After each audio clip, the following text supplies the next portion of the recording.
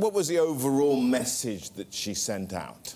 The overall message is that there's nothing new coming from the government. There's no new concessions. There's no new strategy. It's basically she's going to be following the pre-existing strategy that was happening before this election, which was trying to engage in dialogue with residents in the city. And that dialogue had been disrupted because there was increasingly violent protests, which were maybe a sign that the process of dialogue wasn't working in the first place. But she's going to go back to that, hoping for calm now and seeing if she can sort of kickstart that again and have another round of dialogue, maybe.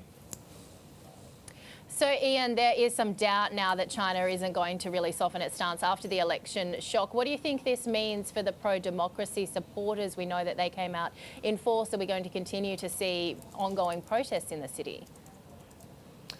Yeah, pro-democracy supporters here were popping champagne down in Central and on university campuses. It was quite the scene. But obviously this was a window for either Beijing or the Hong Kong government to come out with some sort of political concession, maybe that commission of inquiry that protesters had been asking for. Obviously, it looks like that window may already have closed. There are already calls for more rallies. There were some kind of brief standoffs yesterday. And now I think we're probably going to see what protesters have described as a return to protests. And some pro-democracy lawmakers have also feared that given that no one listened to this vote in government, really, we may see an escalation of protests going forward.